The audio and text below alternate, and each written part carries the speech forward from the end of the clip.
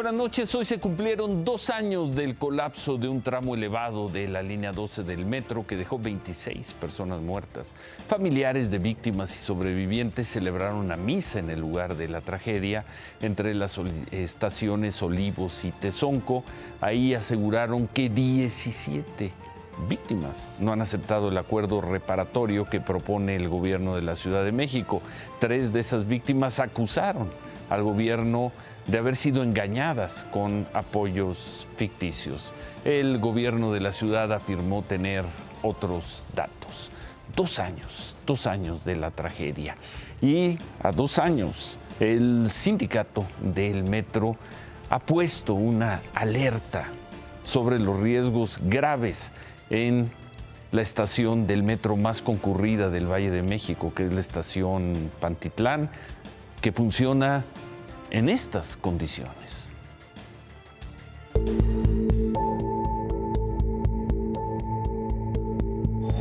¿Usted cabe por ahí? Por ahí sí. ¿Qué opina de estos parches, jefe, la neta? Extremadamente peligrosos y mal hechos. A ver, enséñeme cómo cabe. Ay, me voy. ¿Sí me voy? ¿Sí se va? A ver, Ahora un niño. déjeme ver qué tanto quepo yo. Desde hace años, las autoridades han colocado toda clase de parches para contener la progresiva distorsión e inclinación de todos los componentes del metro Pantitlán, al oriente de la Ciudad de México, ocasionada por el hundimiento desigual del suelo explicado por la extracción del agua y el peso de los edificios de la superficie, como la mole de concreto, acero, trenes y gente, que es la terminal por la que los primeros 3 meses del año pasaron más de 12 millones de pasajeros. Hay deformaciones por desplazamientos y esas irregularidades en la altura es de donde estamos hablando precisamente de ese asentamiento diferencial.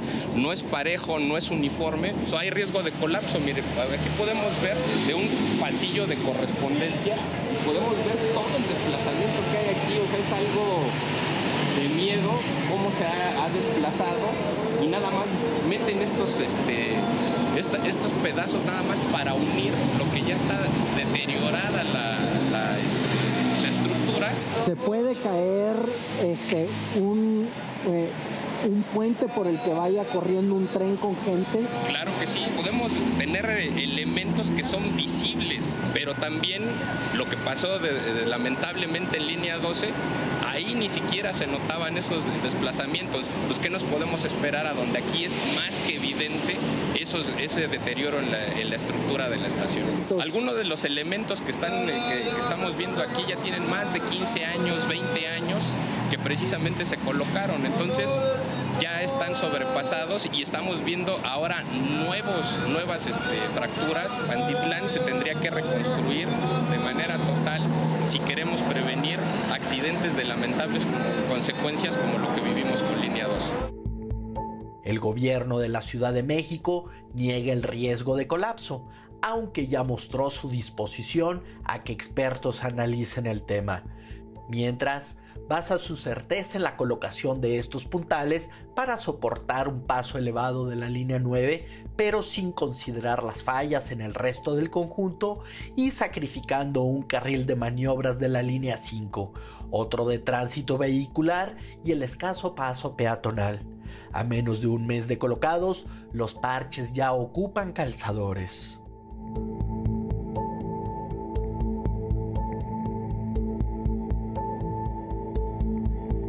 Es imposible colocar un nivel derecho en Pantitlán. Las vías sufren ondulaciones horizontales y verticales que ocasionan bamboleos e insuperables reducciones de velocidad. Esta escalera de uso continuo de la línea 9 está soportada prácticamente por la nada. Quizás siga el destino de esta otra que sencillamente fue clausurada, pues no importa lo que se diga, Pantitlán simplemente se hunde.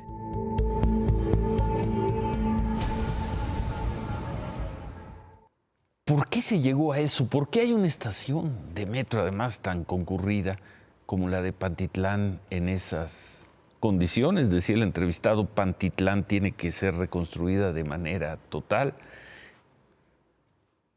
Ahí están las imágenes. Esa es la situación. Solo para subrayar la importancia de la terminal Pantitlán, de enero a marzo de este año, la afluencia de pasajeros, ese es el número de pasajeros que pasan por ahí o que pasaron en los primeros 3 meses del año, enero, febrero y marzo. 12.363.000 personas usaron en 3 meses el metro Pantitlán y tienen que hacerlo en esas condiciones. ¿Por qué se llegó a esa situación? ¿Y por qué la gente viaja tiene que ir a esa estación en las condiciones en las que acabamos de ver? El metro Pantitlán, ahí están las imágenes. Luego pueden venir muchas interpretaciones, pero ahí están las imágenes. Sobre la tragedia en la línea 12, Claudia Sheinbaum, la jefa de gobierno, calculó que podría ser a finales de junio, cuando se reabra parte del tramo elevado, el que va de Culhuacán a Periférico Oriente. Recordó que las estaciones del tramo subterráneo abrieron desde principios de enero.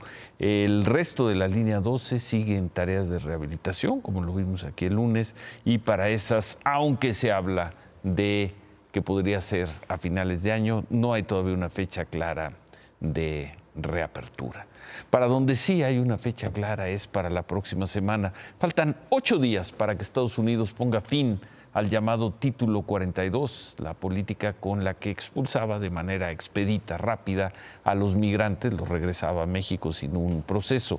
A 8 días de eso va a ser el 11 de mayo, esto está ocurriendo, o esto ocurrió hoy, en el centro de, no de México, en el centro de El Paso, Texas.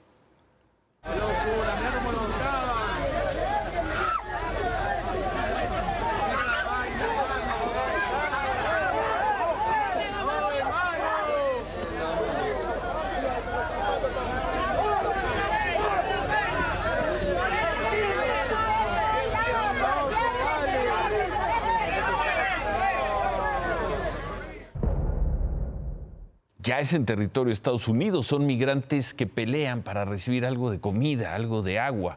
El Paso, Texas, se declaró en estado de emergencia porque las autoridades aseguran que no cuentan con los recursos suficientes para manejar la crisis. Son miles de migrantes que viven en las calles cerca de la iglesia del Sagrado Corazón, que funciona como refugio, pero que ya no tiene espacio. Y ahí están las imágenes también. La ciudad informa que ha instalado 26 baños portátiles, pero que son insuficientes.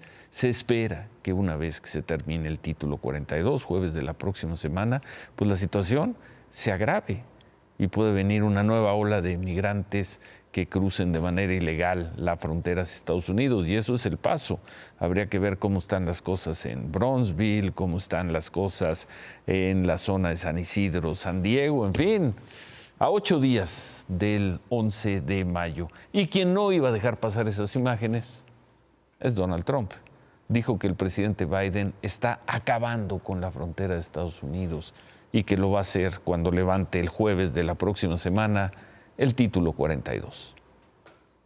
This will mean complete and total mayhem and utter lawlessness, and unlimited numbers of fraudulent asylum seekers flood into the United States. Any idea where they come from? They don't know if they're healthy, if they're sick, if they're insane, or if they're coming from prisons. Already, tens of thousands of illegal aliens have massed on the Mexican side of the border. Hundreds of thousands of people will pour in that day.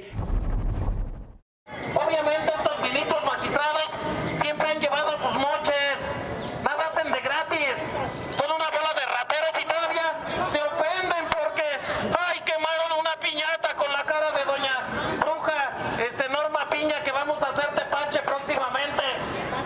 No podemos ya poder soportar tanto cinismo, tanta desvergüenza de estas gentes que hoy no los puede ya uno ni tocar con el pétalo de una rosa porque están llore y llore.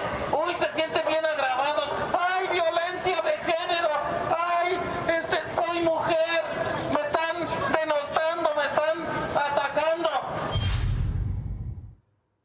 hay violencia de género, dice el señor. A ver, vamos a escucharlo de nuevo.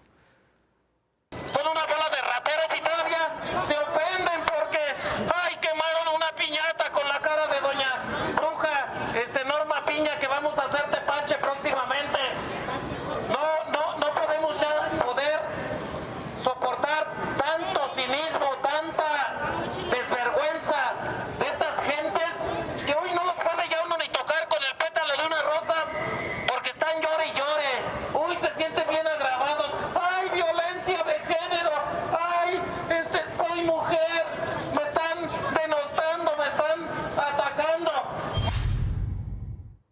Plena libertad para agraviar, plena libertad para insultar. En las puertas de la Suprema Corte de Justicia de la Nación sigue instalado un plantón, esencialmente para insultar y suponemos también para tratar de intimidar a los ministros de la Corte. El plantón cumple 10 días, los letreros, las pancartas contra los ministros, particularmente ahí está, contra la ministra Norma Piña, están ahí.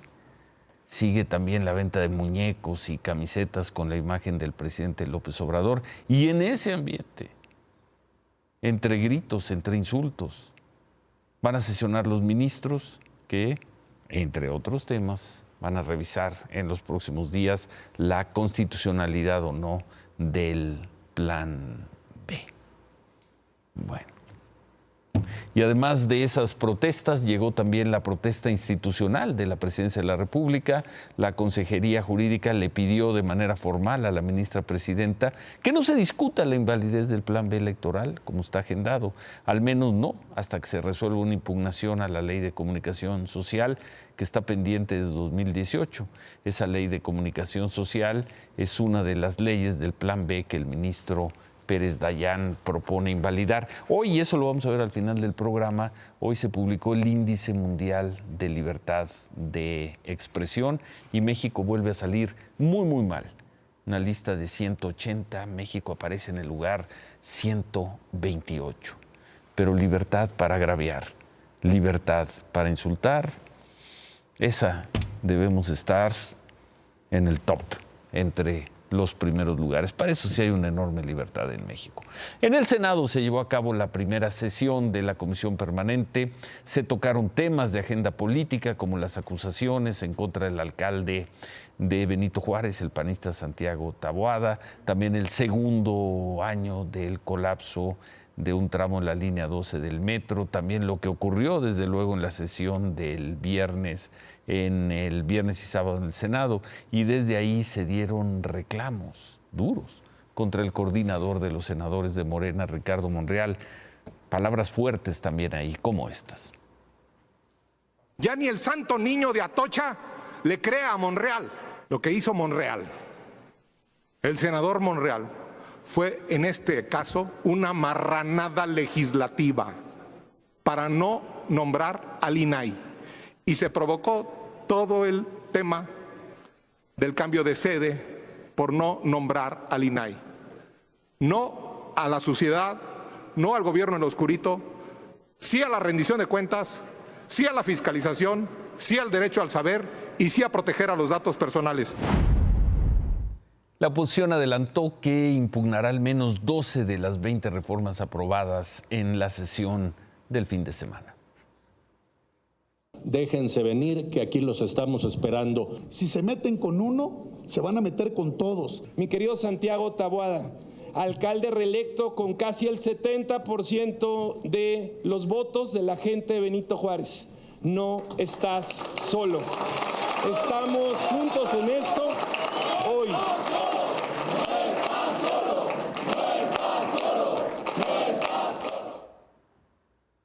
Pues la semana pasada apenas nos informaba el alcalde, nos dijo para este espacio, el alcalde de Benito Juárez, Santiago Taboada, que saldría a defenderse de los señalamientos que desde la Fiscalía de Justicia Capitalina se están haciendo en su contra dentro de esta trama de corrupción inmobiliaria.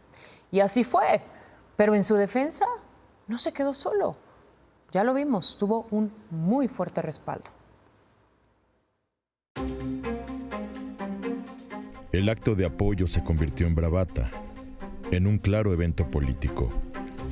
y Santiago Taboada, el panista al frente de la muy azul alcaldía Benito Juárez, en bandera que la alianza opositora en la Ciudad de México ondea para hacerle señales de guerra a Claudia Sheinbaum. El pretexto fue la presentación ante la Fiscalía General de la República de una denuncia por las acusaciones de corrupción inmobiliaria que ha hecho en su contra la Fiscalía de la Ciudad de México. Según la denuncia presentada por Taboada, se ordenó obtener información de su teléfono celular con el objetivo de saber dónde está y con quién habla. Eso, dice, evidencia un uso faccioso, discrecional e ilegal de las funciones investigadoras para relacionarlo a hechos criminales ajenos a su persona. Jorge Romero, coordinador de los diputados federales del PAN, también hizo lo propio. Denunciar a la fiscal Ernestina Godoy y a su vocero, Ulises Lara, por esto que dicen es persecución política en su contra. Evidentemente sabemos que denunciar ante la Fiscalía a la mini fiscalita de la Ciudad de México, en manos de su vocero y de su principal persecutor, Ulises N., sabemos que no tendría ni el más mínimo efecto. A la cita para arropar a Santiago Taboada asistieron opositores de distintos orígenes. Incluso Xóchitl Gálvez, senadora a la que algunas encuestas ponen por encima del propio Taboada como candidata de la Alianza en la Ciudad de México. Estuvieron presentes alcaldes como Sandra Cuevas y Mauricio Tabe, el diputado local Federico Doring, la triada de priistas que dominan partido, Senado y Cámara de Diputados, aspirantes presidenciales como Santiago Krill. Aquí tocas a uno y tocas a todos. Y Lili Telles, que afanosa escribía un discurso de último minuto. Los vamos a echar y los vamos a llevar ante la justicia. Estaban prácticamente todos y juntos, envalentonados, le cantaron el tiro a la jefa de gobierno de la ciudad rumbo a la próxima elección. Hoy, la casa de campaña parece ser la alcaldía Benito Juárez. Y en 2018 les ganamos, y en 2021 les ganamos, y en 2024 todo este equipo y toda esta alianza les va a quitar la Ciudad de México.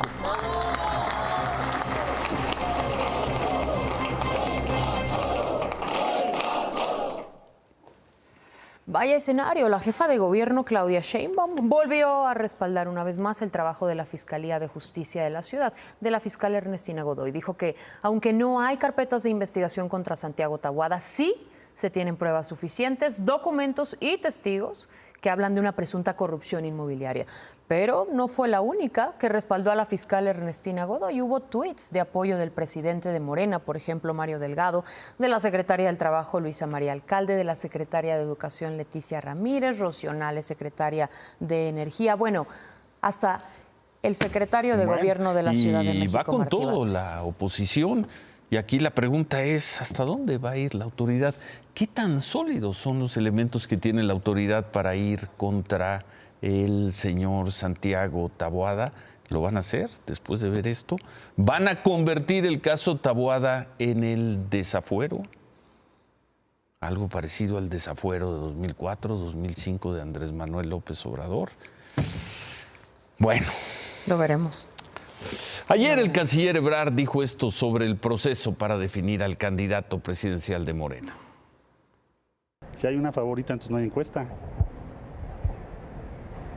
¿Para qué se convoca una encuesta entonces? Nada más es de leer lo que dicen y lo que pintan en las paredes. Si es Claudia, pues ¿para qué hacemos encuesta, no? Si es Claudia, pues ¿para qué hacemos encuesta, no? Y esto dijo hoy Claudia Sheinbaum. Pues hay que tener paciencia, corazón caliente y cabeza fría.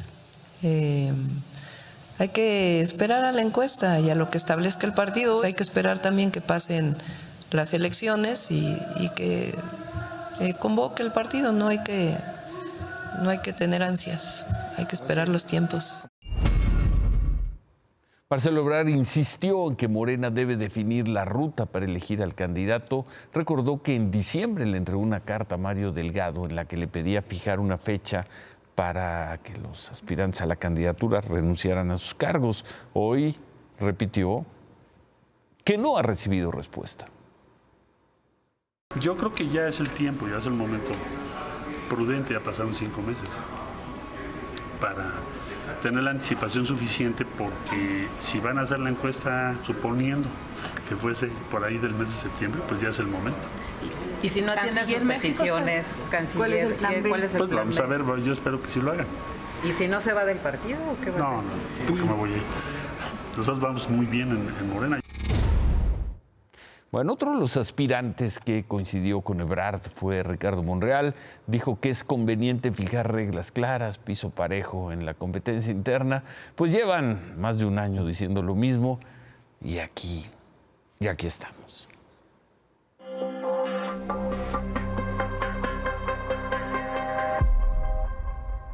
Luego de 3 días de violencia, el gobernador de Tamaulipas, Américo Villarreal, encabezó la reunión de la Mesa de Seguridad en Matamoros, uno de los municipios donde se registraron muchos bloqueos, más de 15 bloqueos y balaceras. Ahí reconoció que hay un problema de violencia y lo explicó así. Lo que tenemos de información, ajustes en estos grupos que operan en parte del territorio de Tamaulipas de mucho tiempo atrás y que a veces hay desacuerdos, excisiones hacia el interior y hay las manifestaciones de fuerza entre uno y otro para poder mantener en un momento dado una línea o presencia en un determinado territorio. Grupos criminales peleando entre sí, lo mismo que han dicho los gobernantes, los gobernadores de Tamaulipas y de otros estados, cuando menos desde hace 15 años. En estos 3 días de violencia, el saldo es de 7 personas muertas ahí en Tamaulipas. También hoy se informó de la detención de 12 personas, entre ellos un menor, quienes formarían parte de un grupo delictivo que opera en San Fernando. Estas personas habrían participado en los bloqueos y enfrentamientos de los últimos días y, pues, como de costumbre, se les decomisaron drogas, armas, aparatos de comunicación, ponchallantas, en fin. Pese a este despliegue de fuerzas federales, todavía esta madrugada se reportó en redes sociales una persecución y enfrentamiento entre grupos delictivos en una zona entre Río Bravo y Reynosa. Una persona que caminaba por la zona grabó el momento.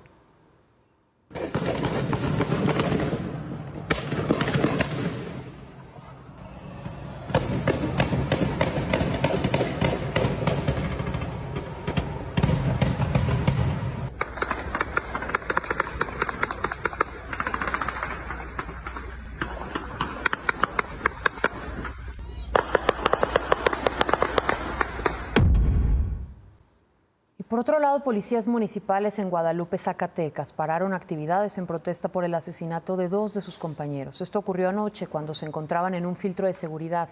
Los policías acusan que no tienen las condiciones de trabajo necesarias para realizar sus labores. Policías municipales. Policías municipales. Y además acusaron directamente al director de la corporación, porque aseguran los mantienen los filtros de seguridad, lo que los hace objetivos fáciles para este tipo de ataques. Eso sí, con estos asesinatos, con estos 2 asesinatos, ya suman 17 los policías, por lo menos asesinados en el estado en lo que va de este año. Y hoy se definió el nombre, Ciro, ¿te acuerdas que lo comentábamos ayer, del nuevo perro rescatista que se suma al equipo de la Secretaría de la Defensa Nacional?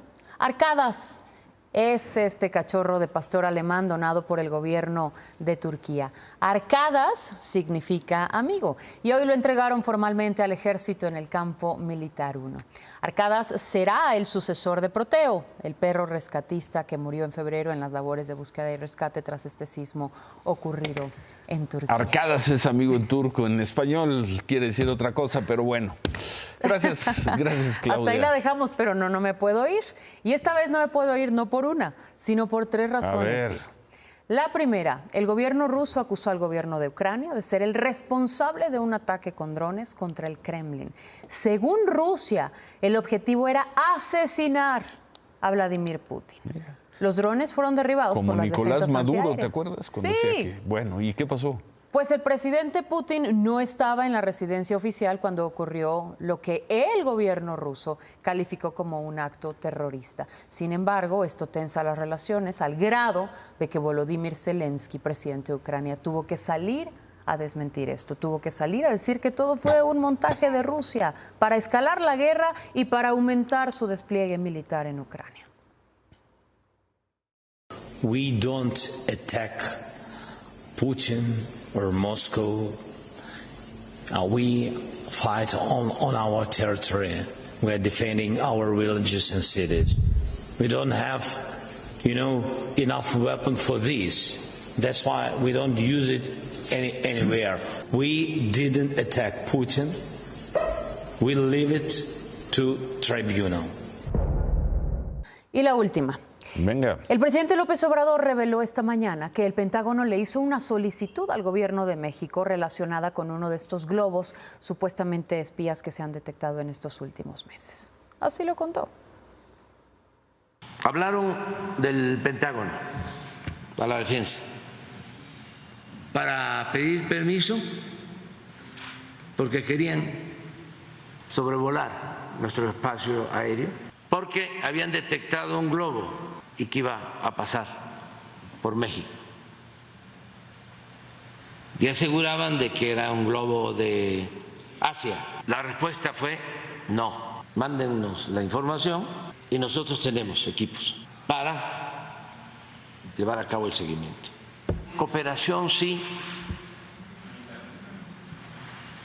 subordinación o sometimiento no. Y luego también el presidente acusó al gobierno de Estados Unidos de seguir financiando a ONGs mexicanas que según el presidente son opositoras. En fin, el presidente López Obrador. Gracias, Claudia. Buenas noches, Ciro. Gracias.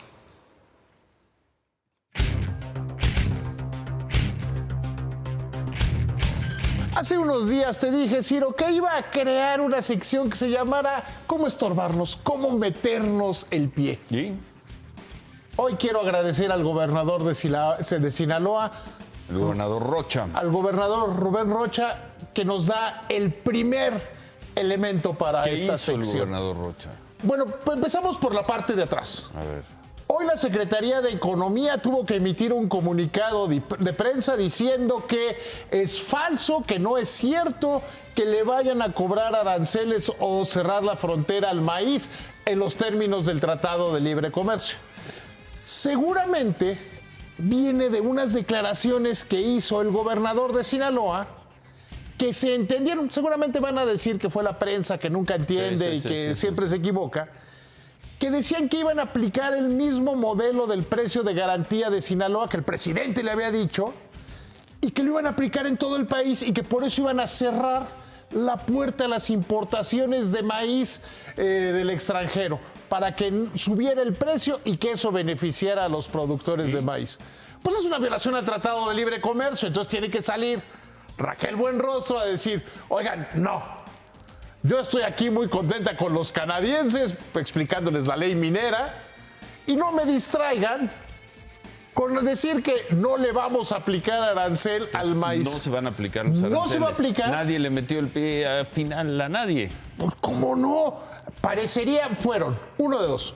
O el gobernador que no entendió lo que le dijo el presidente, o los periodistas que no entendieron lo que dijo el gobernador que entendió del presidente.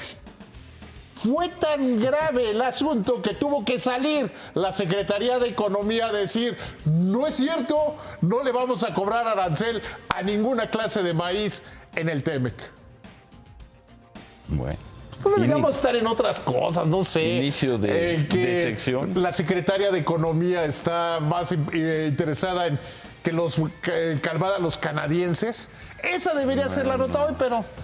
Nos metemos el pie. Bueno. Remátala, David. Hoy la Reserva Federal de los Estados Unidos aumentó 1/4 punto las tasas y dijo su gobernador que van a seguir combatiendo a la inflación. ¿Cuál es el impacto? Hoy el peso, en estos momentos, más o menos por estos momentos, está en 17.90. No descarte que pueda llegar hasta 17.50 en el corto plazo. Javier. Ciro, después de mensajes, ¿quién clasifica? ¿León o Tigres a la final de la Conca Champions contra Los Ángeles? El siguiente gran tiro que viene contra el fútbol de Estados Unidos. Después de mensajes. Hoy se celebró el Día Mundial de la Libertad de Prensa y la organización Reporteros Sin Fronteras actualizó el Índice Mundial de Libertad de Prensa. Sin mayores comentarios, el país con la mayor libertad de prensa es Noruega. Irlanda es el segundo. Dinamarca, la multireferida Dinamarca, es tercero. Costa Rica, en el sitio 23, es el país latinoamericano mejor colocado. España es número 36. Argentina es 40, Estados Unidos está en un bajo lugar 45 y México es 128 de 180 países. Venezuela 159 y los dos últimos, China 179 y Corea del Norte 180. Somos 128, lugar 128 entre 180 países en libertad de expresión. Sin comentarios. Se quedan con qué importa. Gracias, buenas noches. Ánimo.